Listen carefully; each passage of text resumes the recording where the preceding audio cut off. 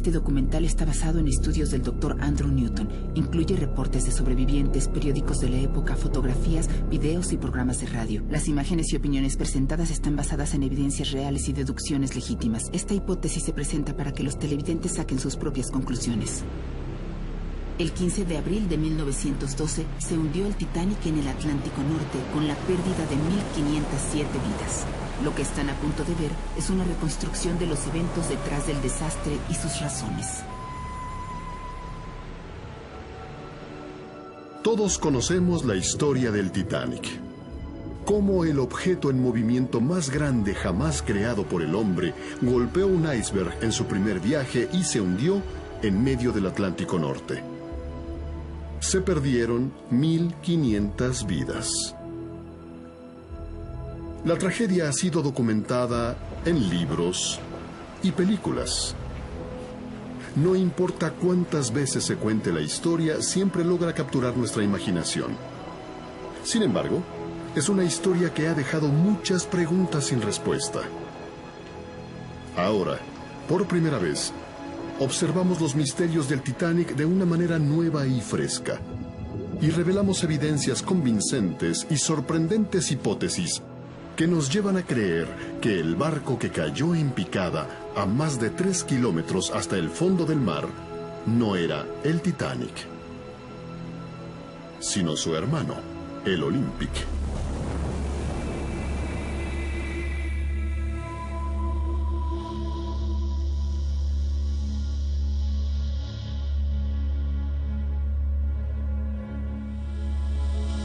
El Titanic, una verdad impactante.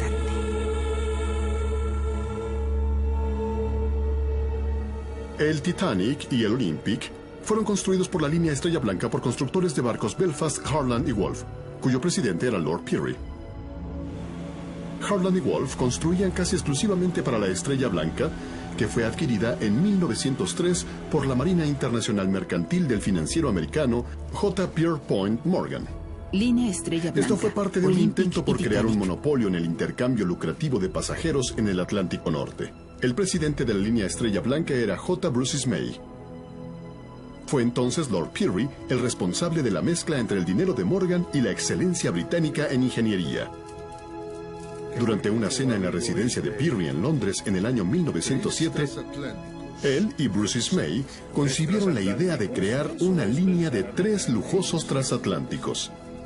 Primero el Olympic, después el Titanic y finalmente el Britannic. Los 2 primeros barcos, el Olympic y el Titanic, debían ser idénticos. Esto representaba la estrategia de supervivencia de la línea Estrella Blanca en el increíblemente competitivo mercado de pasajeros en el Atlántico Norte, y así también aseguraba un futuro brillante para Harland y Wolff. Lord Pirrie era el dirigente de la línea Estrella Blanca y marino internacional mercantil.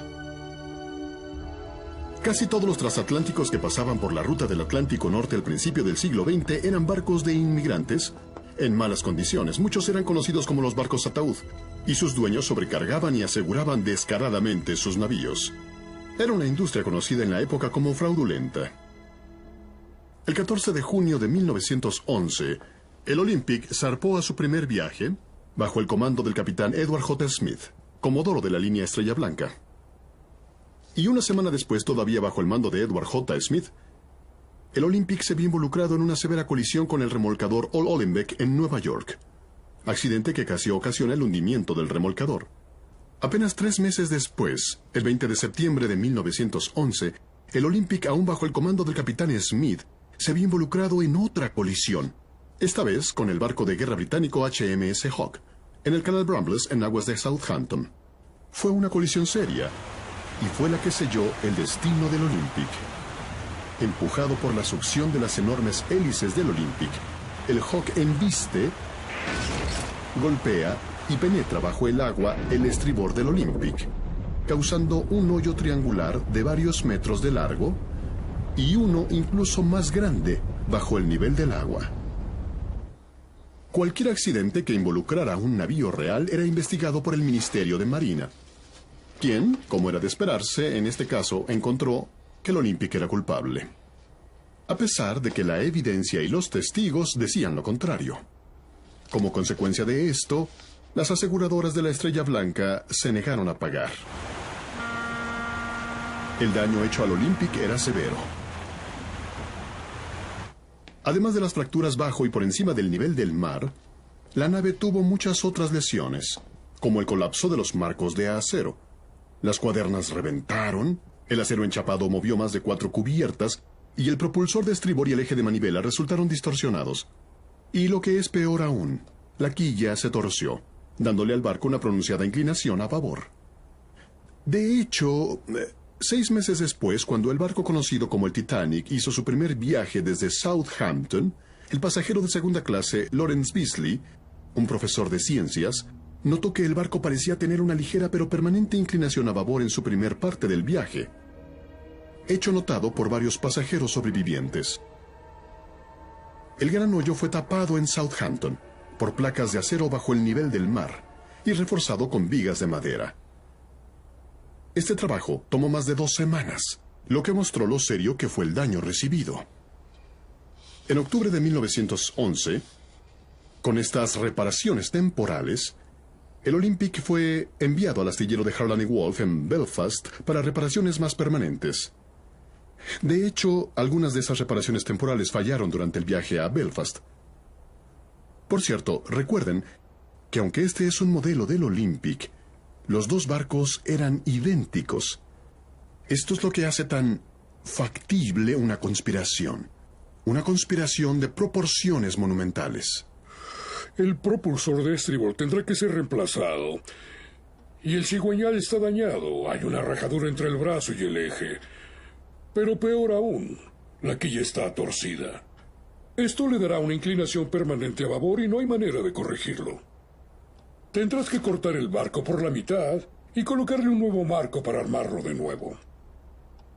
Tomaría varios meses y francamente me parece que es una pérdida de tiempo y dinero.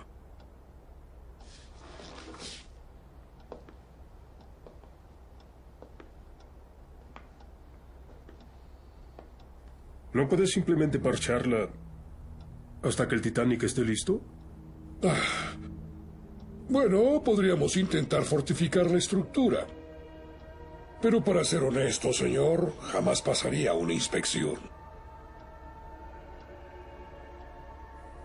En Belfast el Titanic estaba cerca de ser terminado, pero todo el trabajo en él paró para concentrarse en la reparación del Olympic.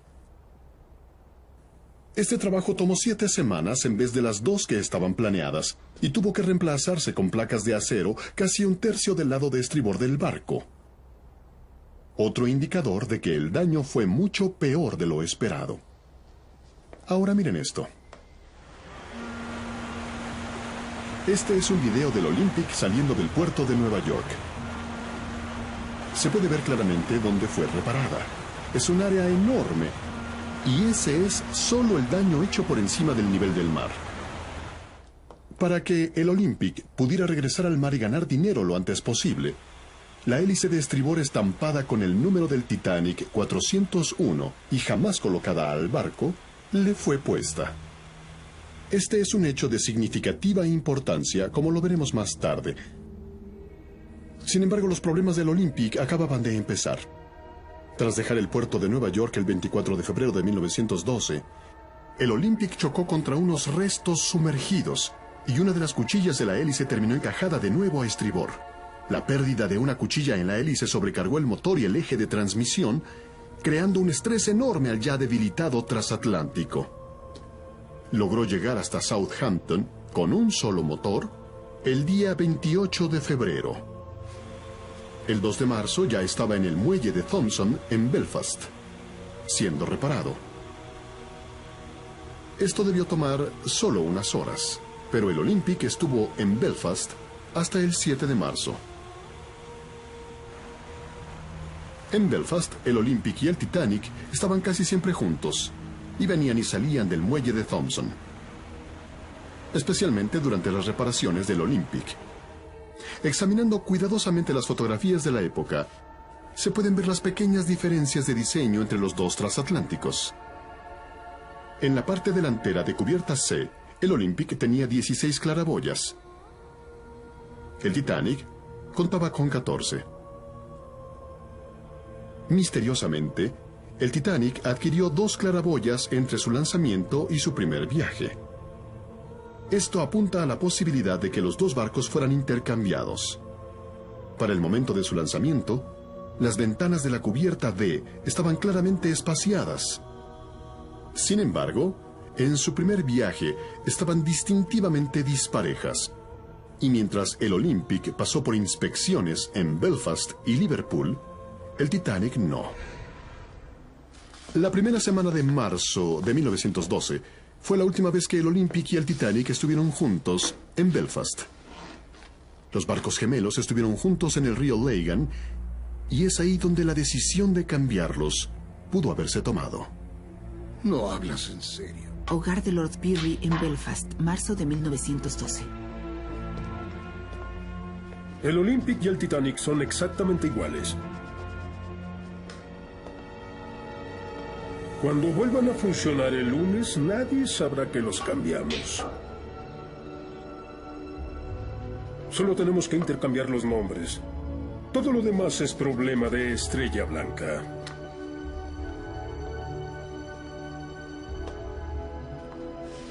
Conozco unos cuantos chicos que pueden hacer el trabajo por unos cientos de dólares, sin abrir la boca. Jamás lo lograremos si alguien dice una palabra. ¿Es eso, Ismay? ¿O ambos nos hundimos con las naves de Estrella Blanca? Debe haber otra forma. No la hay. No tenemos opción. De acuerdo. Hagámoslo.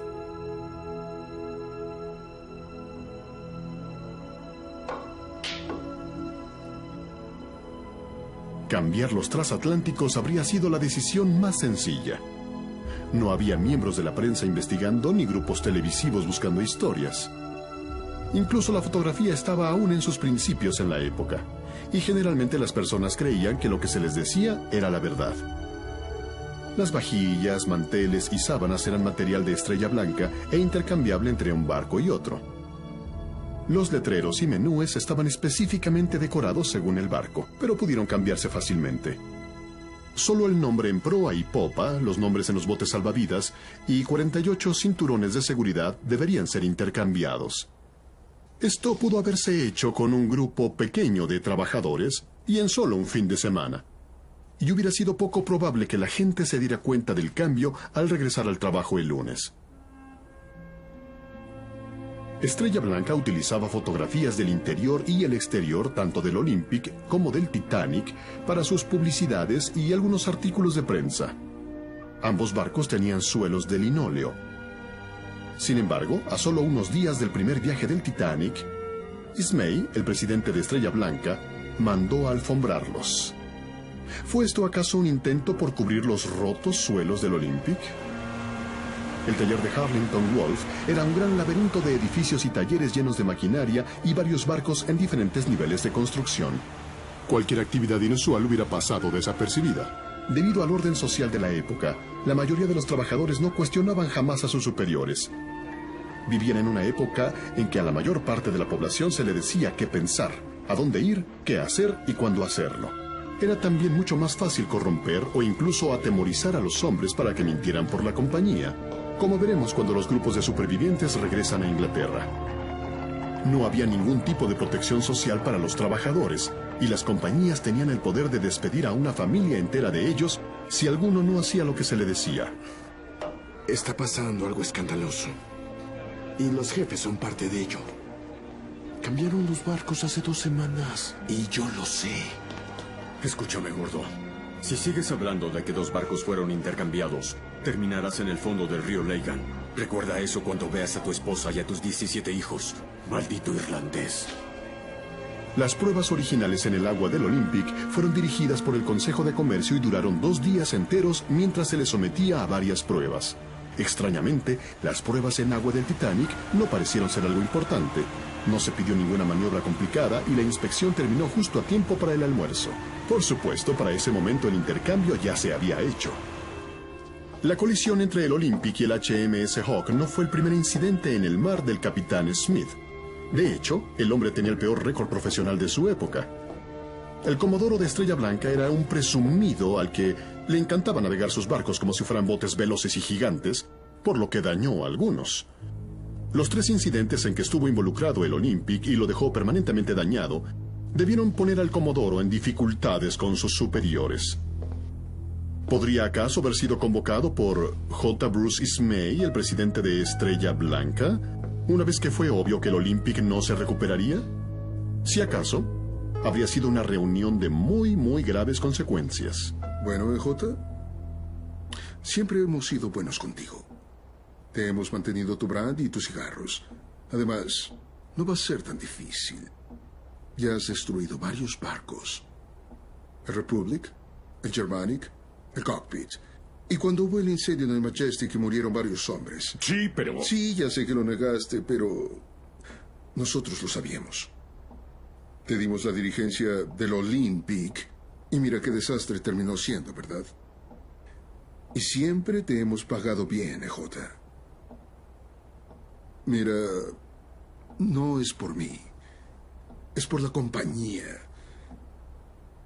Estamos en una situación financiera difícil, especialmente después de lo que pasó con el Olympic.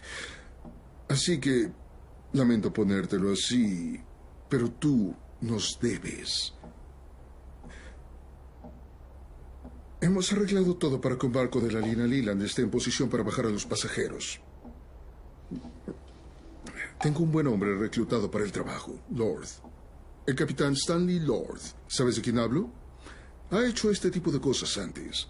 Hizo también el trabajo que recibió una recomendación por ello. Así que, ya está. Él estará ahí para echarte una mano. Y también estaré yo. Durante el viaje. Está bien, pero quiero escoger a mis oficiales. Sí. Claro, EJ. Hombres en los que confíes. En la época del primer viaje del Titanic, Inglaterra estaba en una huelga de carbón. El combustible no abundaba y los barcos y los hombres estaban estancados en Southampton. Sin embargo, Estrella Blanca tuvo dificultades para encontrar hombres que trabajaran bajo cubierta en el Titanic. Después de trabajar desde Belfast hasta Southampton, todos los trabajadores a bordo del transatlántico, a excepción de 2 hombres, se negaron a anotarse el viaje de Southampton hacia el Atlántico, prefiriendo quedarse a esperar empleo en otro barco. ¿Todos los hombres? ¿En medio de una huelga de carbón? ¿Con tantos despidos? ¿Qué sabían estos hombres?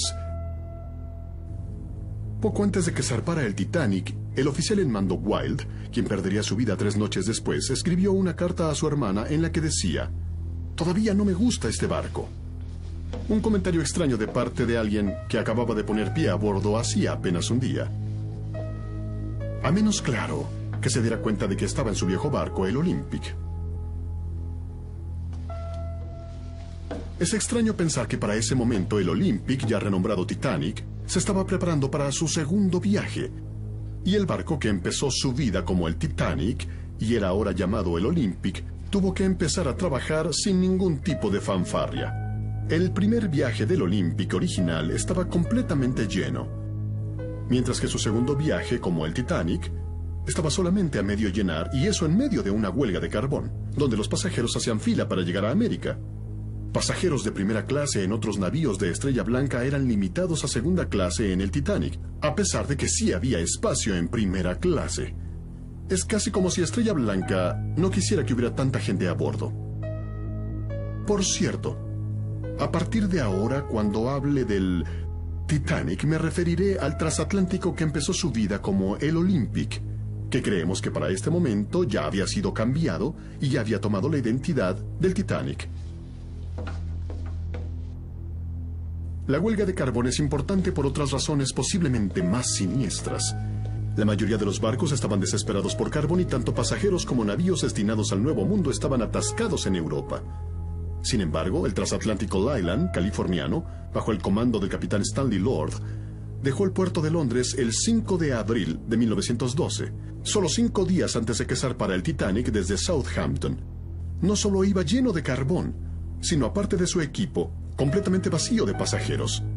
Con el carbón suficiente para llegar a los Estados Unidos, se marchó hacia el medio del Atlántico, rápido y vacío, a excepción de un cargamento de suéteres.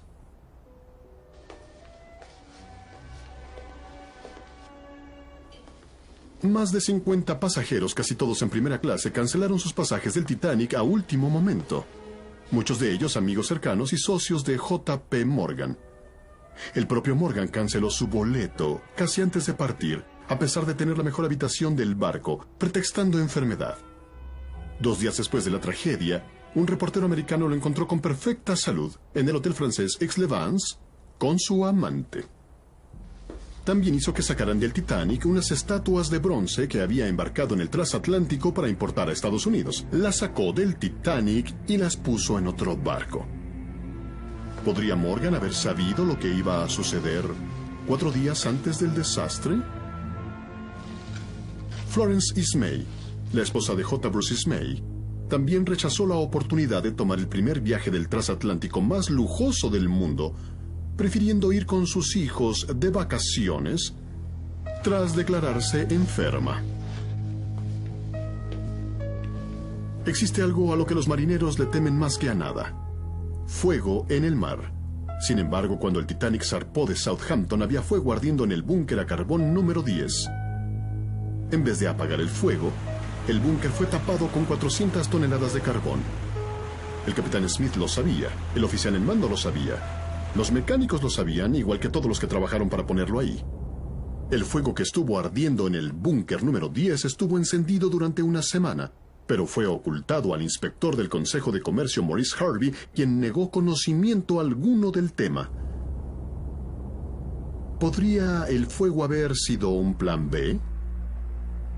Si todo lo demás falla, digan a los pasajeros que hay un incendio y sin ningún problema lo sacan de ahí.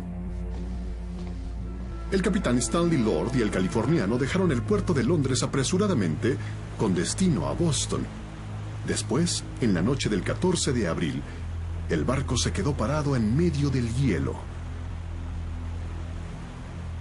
Extrañamente, el capitán Lord, de 1,80 m, fue elegido para dormir en un sofá en la cabina de mandos en vez de en su habitación.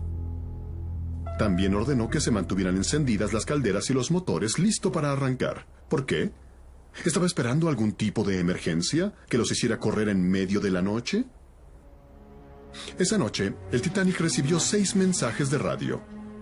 Los primeros 3 de otros barcos, dándole la localización del iceberg, y los otros 3 del californiano, preocupado por darles su posición en medio de la noche. Esos 3 fueron personalmente para el capitán Smith. Casi como si el capitán Lord quisiera que Smith supiera que estaban listos y esperando. El capitán Smith demoró la vuelta externa hacia el sur y ordenó una vuelta al oeste y a 10 millas más al sur del punto normal de vuelta. Esto no fue una maniobra evasiva para evitar el iceberg, sino diseñada para ir directamente hacia él. El capitán tenía que saber eso. Trágicamente, el capitán Lord falló en mantener a su operador de radio despierto. Incluso el último mensaje del californiano nunca llegó al Titanic. Los operadores estaban demasiado ocupados con los mensajes de los pasajeros.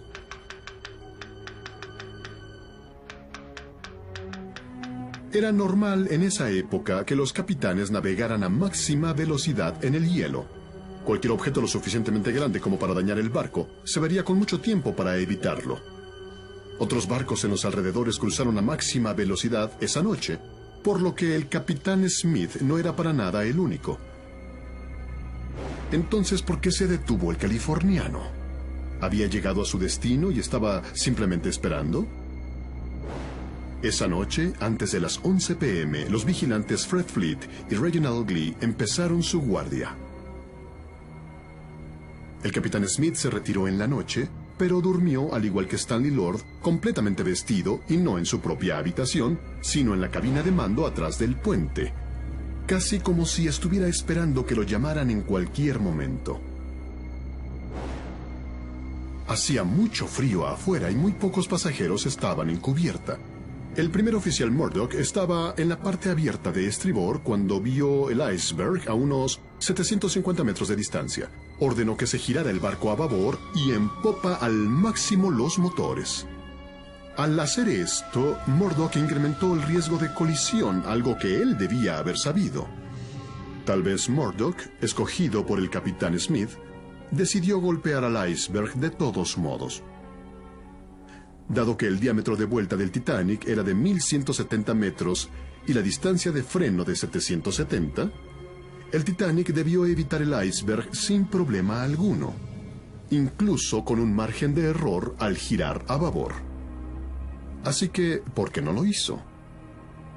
El segundo oficial Leinhardt le dijo a los investigadores que antes de irse a descansar, le habría sido fácil ver el iceberg desde 1,5 kilómetros o incluso 2 de distancia. También dijo que el iceberg había sido igual de visible desde el puente que desde la zona de vigilancia y con mucho tiempo para evitarlo. En una emergencia como esta, nunca es buena idea darle el costado al peligro.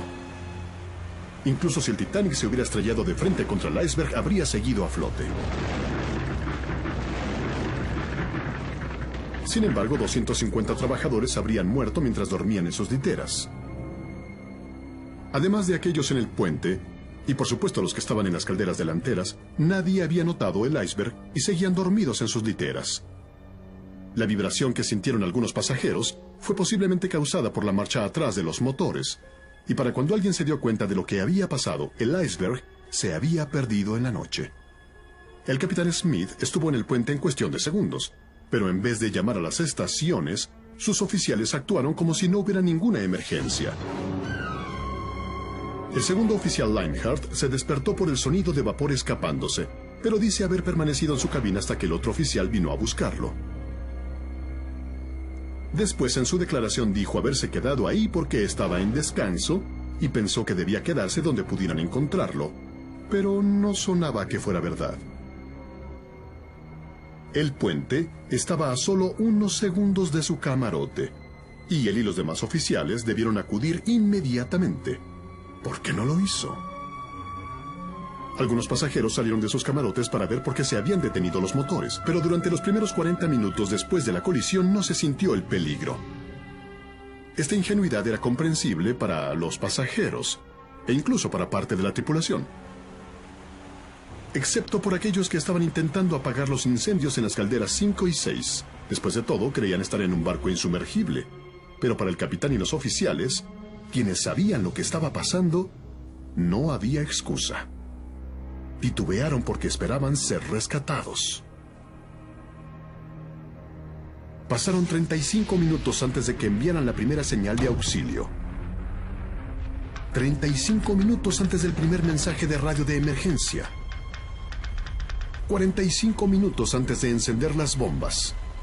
45 minutos para empezar a preparar los botes salvavidas. Y 1 hora y 25 minutos antes de que el primer bote zarpara. Solo 6 miembros de la tripulación estaban en turno cuando el Titanic golpeó el iceberg. El primer oficial Murdoch y el sexto oficial Moody se ahogaron poco después. De los sobrevivientes de la tripulación, Alfred Oliver estaba tras el puente en ese momento y no vio nada. Helmsman Robert Hitchens fue transferido para un trabajo en Cape Town, lo que nos deja con los vigilantes Frederick Fleet y Reginald Glee. Durante el juicio como testigo, Frederick Fleet se mostró a la defensiva e irritable. Obviamente no confiaba en sus interrogadores y estaba muy malhumorado. Pero entonces se vio bajo la mirada de J. Bruce Ismay, el presidente de Estrella Blanca, y sus abogados. No sé mucho de distancias en el hielo. ¿A cuánto estaba? ¿A 1,5 kilómetros o a cuánto estaba? No lo sé. ¿No puede darnos un aproximado? No lo sé. ¿Estaba a media milla? No lo sé, era imposible saberlo. ¿Estaba a la distancia de largo del barco? No lo sé. ¿No puede decirnos nada al respecto? No, señor. De verdad no entiende. El caballero no quiere culparlo de nada. Lo siento, señoría. ¿Hay algo más en lo que necesiten mi ayuda?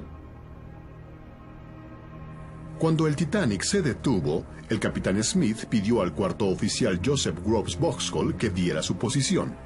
Está claro en los reportes que el navegador del Titanic dio la posición a 20 kilómetros de donde estaban realmente. Esto fue un error fatal. Sabemos que estaba mal calculado por la localización de los restos. La posición que dio Vauxhall suponía que el Titanic estaba a la vista del californiano. ¿Fue ahí donde pensó que debían estar? Por alguna razón, el capitán Smith ordenó que el Titanic se moviera hacia adelante durante otros 5 minutos antes de parar los motores por última vez. Tal vez se dirigía al barco más cercano pensando que sería el californiano. Varios sobrevivientes hablaron de un barco a unos 8 o 9 kilómetros de distancia del Titanic. El transatlántico podría fácilmente haberse quebrado ahí, pero Smith asumió que el barco se acercaría a ellos porque pensaba que era el californiano. Examinemos todo lo que ha pasado hasta el momento. El Titanic chocó con el iceberg. El barco de rescate, el californiano, está esperando. Hay mensajes enviados al capitán Smith desde el californiano, indicando exactamente dónde los esperan. El capitán Smith puede ver una nave detenida en el horizonte. Ya que obtuvo datos erróneos sobre su posición del cuarto oficial Vauxhall, asume que es el californiano y que todo va de acuerdo al plan. Más o menos a medianoche, el Titanic empieza a lanzar bengalas rojas, blancas y azules. Las bengalas podían ser detectadas desde el puente de mando del californiano. Esto fue reportado al capitán Lord, y este pregunta de qué color eran las bengalas. De hecho, durante las siguientes 2 horas, Lord pregunta repetitivamente por el color de las bengalas. ¿Estaba esperando bengalas rojas y azules? Probablemente. Pero estuviera esperando o no, la respuesta de cabina era siempre la misma. Solo se veían bengalas blancas. Por lo tanto, asumieron que las bengalas no venían del Titanic. Sobrevivientes reportaron que las bengalas del Titanic fueron enviadas desde el puente a varios pies de altura. Las bengalas del barco, visible para el californiano, solo subían hasta su mástil. Y a solo 3 o 4 kilómetros de distancia, los oficiales esperaban oír un reporte. Pero nunca escucharon nada. Lo más probable es que el barco que se avistaba desde el californiano era una barca de madera llamada el Samson, que llevaba actividades de pesca ilegal en las zonas de hielo de la época. Las bengalas que enviaba a baja distancia eran simplemente para llamar a los botes de pesca. Unos meses después del desastre, el capitán del Samson dijo haber visto un transatlántico disparar bengalas y que no había investigado por sus propias actividades ilegales. El aprendiz del californiano, Gibson, testificó después que vio 8 bengalas disparadas del navío y todas blancas. El Titanic disparó entre 18 y 22 bengalas blancas, rojas y azules. La sobreviviente Edith Russell declaró que los oficiales le dijeron: «No se preocupe, el californiano recogerá a todos, volverá para el desayuno». ¿Cómo podían saber que era el californiano? Es difícil de creer que en una emergencia como tal dejaran ir botes de salvamento a medio llenar. Sabían que el barco se estaba hundiendo, nadie puede ser tan estúpido. Pero estaban esperando que el barco en el horizonte viniera a buscarlos. Pero era el barco equivocado. El californiano estaba a 30 kilómetros. Y el capitán Lord esperaba bengalas de colores. Más o menos a la 1 a.m., el capitán Smith finalmente comprendió que el rescate del que dependían no iba a llegar nunca. Se llenaban los botes salvavidas y el pánico empezó a cundir entre los pasajeros. Como el oficial mayor sobreviviente, se le dieron demasiados créditos y publicidad al oficial Lightoller y su evidencia. Yo no dejé al Titanic, señor. El Titanic me dejó a mí. Fue evasivo en sus respuestas a preguntas pertinentes para las investigaciones americanas y británicas, protegiendo primero su reputación y después la de Estrella Blanca. En la investigación británica dijo: El Titanic comenzó a dar su vuelta a vapor antes de que el vigilante llegara al puente. ¿Cómo pudo saber esto? Antes dijo que estaba en su camarote. Lightoller le dijo también a los americanos: No había neblina hasta 10 minutos antes de que el barco golpeara el iceberg. Contradiciendo completamente la evidencia de los dos vigilantes. ¿Y cómo podría él saber esto si estaba en su camarote? También mintió sobre las advertencias del hielo que se recibieron en el puente, como queriendo sugerir que el iceberg fue una sorpresa. No recuerdo ninguna advertencia sobre el hielo en la cabina de mando. Lightoller, junto con el segundo operador de radio Harold Bride y el cocinero del barco Charles Joffin, declararon que después de bajar del Titanic, estuvieron en el agua como una hora. Estuve en el agua aproximadamente de 30 minutos a una hora antes de subirme a la balsa plegable. 20 de nosotros pasamos el resto de la noche balanceándonos en el agua, mientras yo daba las órdenes. Inclínense a la derecha, a la izquierda. Esto es claramente imposible.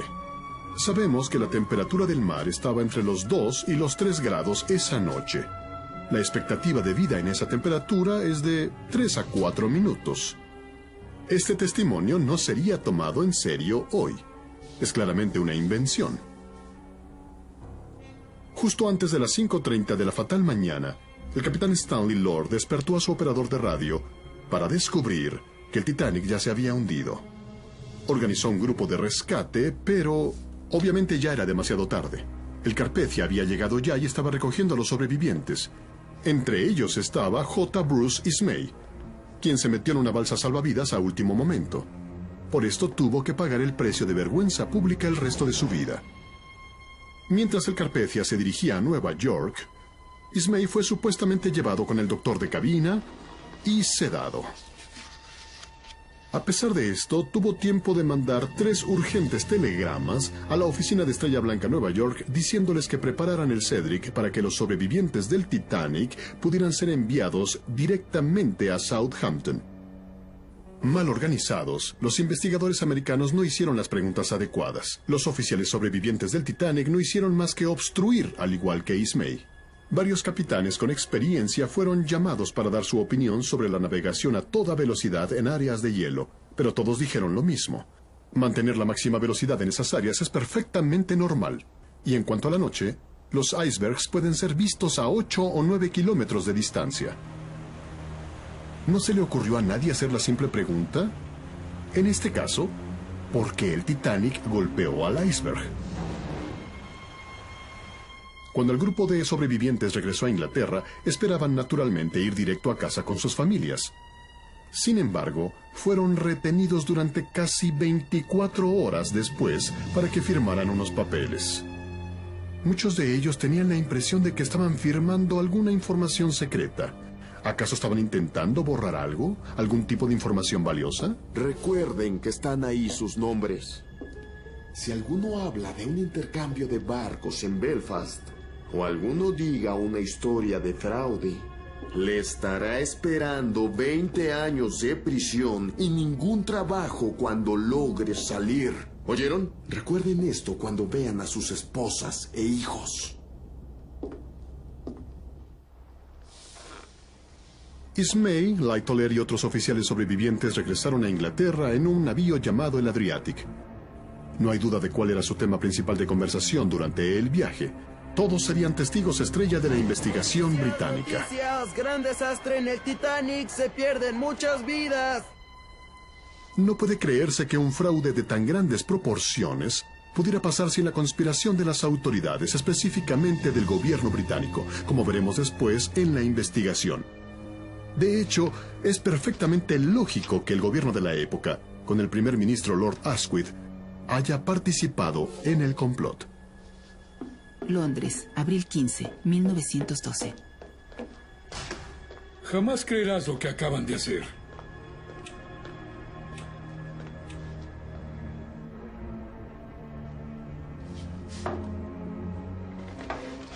Dime cuántos. Me dijeron que 1500. La decisión es simple, primer ministro. La línea Estrella Blanca está a punto de caer en bancarrota. Ahora, si es forzada a liquidar, el Hull, el Harland y Wolf en Belfast serían sometidos a una posición muy precaria y tal vez incluso tendrían que cerrar. Eso significa que 20.000 hombres seguro perderían su trabajo, sin mencionar el efecto que esto tendría en las subsidiarias y también en las industrias dependientes. Francamente, es una situación política que no podemos permitirnos, primer ministro. Si nos unimos con los irlandeses, perderemos nuestro lugar en Belfast. Los Fenians, los republicanos, verán su oportunidad y con toda seguridad perderemos las próximas elecciones, primer ministro. ¿Comprende? Pueden haber consecuencias, ¿sabes?, de inmensas proporciones. Tenemos que hacerlo, primer ministro. Yo no pienso manchar al gobierno británico. No por Estrella Blanca, no por Holland y Wolf, no por los irlandeses y nunca por los intereses de J.P. Morgan. También me gustaría recordarle, primer ministro, que parte del arreglo es que una compañía americana adquiere Estrella Blanca. J.P. Morgan aceptó que el gobierno pudiera tomar sus barcos como principales reservas navales que pueden utilizar. También quisiera recordarle, primer ministro, que esta situación se está volviendo dudosa en Europa. Si Estrella Blanca tuviera que liquidar, el mejor acreditado sería el mismo J.P. Morgan. Como dueño y banquero, trataría de usar su derecho de parar sus activos y perdería todos sus barcos, primer ministro. Es un día triste en Inglaterra, cuando los policías del gobierno británico son mandados por un avaro y grosero hombre de negocios. ¿Y si se hiciera público? Supongo que ya tienes a alguien en mente. Sí. Pensé que podríamos sacar a Mercy del retiro. Es confiable, sabe cómo funciona todo. Es discreto y hará lo que se deba hacer. Mi hijo ha sido llamado. Me sentiría mejor si él estuviera ahí para vigilarlo todo. Claro, encontraremos un lugar para él en la oficina del abogado. Muy bien, entonces. Ni yo ni la administración sabemos nada al respecto. Adiós, primer ministro. Así que la investigación del Consejo de Comercio sería conducida por Lord Mersey, presidente del Consejo y conocedor de las conspiraciones. Ya que la enorme cantidad de vidas perdidas tuvo que ver con las regulaciones del Consejo en cuanto al número de botes salvavidas que debían cargar los transatlánticos y los barcos en general, era de esperarse, por supuesto, que el Consejo quisiera ocultar la verdad. El Consejo de Comercio fue entonces el demandante y el defensor en este caso. Las reuniones fueron en el Scottish Drill Hall en Londres, donde la acústica era tan mala que los espectadores no podían oír todo lo que se decía. Lord Mersey se quejó del infortunado lugar, pero el lugar fue solicitado por su hijo. Harold Sanderson, representante de Harland y Wolff, cometió varias veces el error de referirse al Titanic como el Olympic. En cuanto a Lord Mersey, no hizo ni dejó que hicieran las preguntas necesarias y correctas. La prensa, que estaba ahí, pudo haber hecho algo al respecto, pero al parecer estaban más preocupados por el escándalo del adulterio de J. Bruce May. Otros oficiales navales expertos declararon ante Mersey que incluso en una noche sin luna no había dificultades con ver un iceberg a una distancia de entre 9 y 16 kilómetros. Recuerden que el diámetro de vuelta del Titanic era de solo 3/4 de milla. Toda la investigación británica fue una farsa. El capitán Smith no sería culpado porque no estaba vivo y no se podía defender. Los vigilantes no tuvieron la culpa. Tampoco la tuvieron el diseño ni la construcción del Titanic, ni sus oficiales ni sus dueños. De hecho, nadie tuvo la culpa más que el capitán Lord. El capitán Lord fue el único culpado. Si Lord Mersey escuchaba algo que no le gustaba, pues simplemente lo ignoraba. Parecía un barco pequeño, estaba a 8 kilómetros de distancia. Empezaron a disparar las bengalas a medianoche.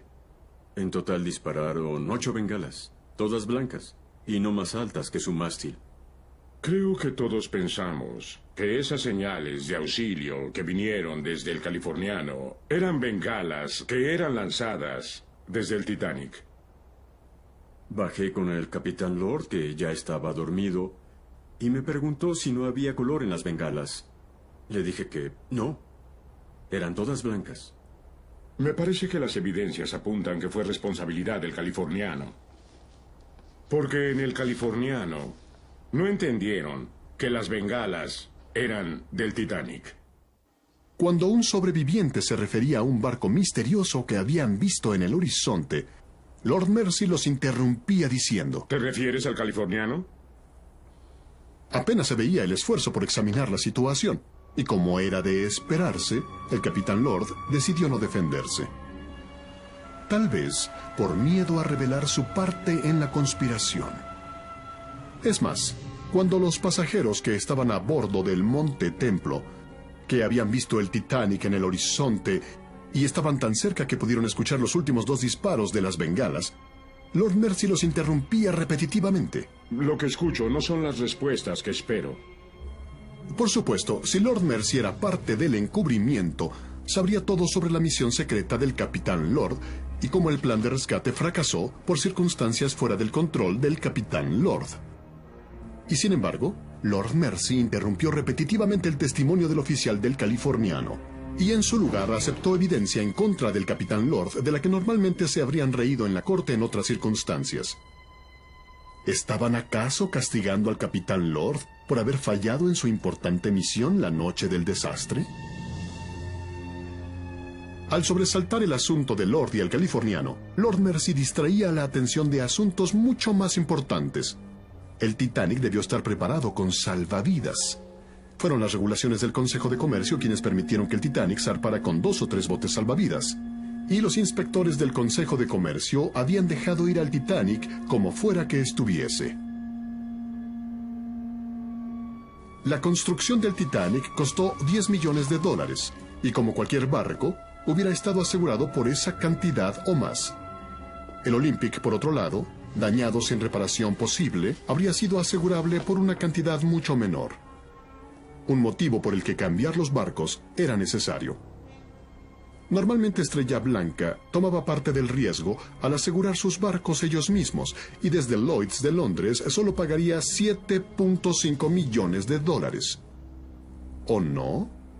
Solo una semana antes del primer viaje del Titanic, que ahora sabemos que era en realidad el Olympic, Estrella Blanca elevó el seguro del navío dramáticamente.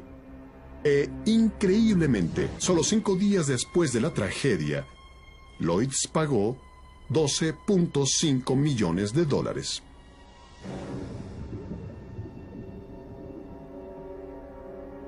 A pesar de que han pasado 3/4 de siglo, el fondo del Atlántico no ha preservado al Titanic exactamente como en un museo. Existen todavía suficientes partes de chatarra para ver lo que pasó en realidad. La corrosión ha hecho su trabajo, pero donde la pintura negra original se ha borrado, se ven todavía algunos puntos de la pintura gris que formaba la capa interna. Pero la pintura gris se utilizó en el Olympic, no en el Titanic. La hélice de estribor muestra el número 01 estampado en el metal. Hay demasiada corrosión para ver el número 4 claramente, pero recuerden que la hélice de estribor numerada 401 del Titanic fue puesta en el Olympic como parte de las reparaciones después de su colisión con el Hawk. Cámaras submarinas a control remoto, controladas por el Dr. Robert Ballard, descubridor de los restos del Titanic, examinan la popa del barco. Muestran que además de las mamparas laterales que eran un rasgo especial del Olympic y el Titanic, existe otra mampara en la popa del barco que no está en los planos de ninguno de los 2 barcos.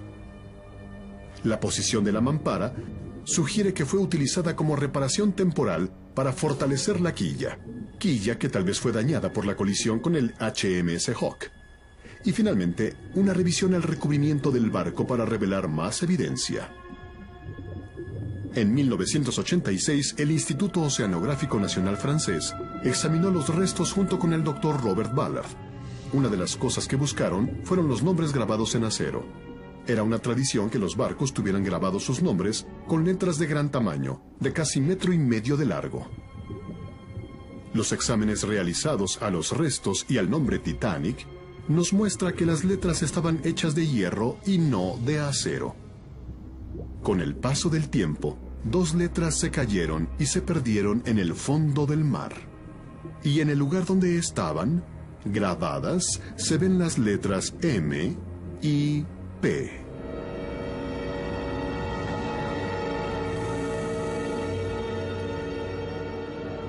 El Titanic fue el primer barco en hundirse tras la colisión con un iceberg. Antes de su muerte, en 1962, el capitán Stanley Lord trató varias veces de reabrir el caso del Titanic ante el Tribunal Británico para limpiar su nombre. Jamás lo logró. En 1914, Lord Mersey fue nombrado presidente del tribunal tras el hundimiento del Lusitania, otro encubrimiento del gobierno británico. El segundo oficial, Lake Toller, continuó trabajando con Estrella Blanca, pero jamás se le hizo capitán. En la Segunda Guerra Mundial, su velero fue uno de los primeros en ayudar en la evacuación de Dunkirk. El vigilante Fred Fleet se suicidó en 1965. J. Bruce Ismay dejó Estrella Blanca solo 12 meses después de la tragedia del Titanic. Prohibió que se hablara del Titanic frente a él. El barco conocido como el Titanic continuó exitosamente como el Olympic durante otros 25 años. Durante la Primera Guerra Mundial, el Olympic fue reclutado como tropa de transporte por el gobierno británico.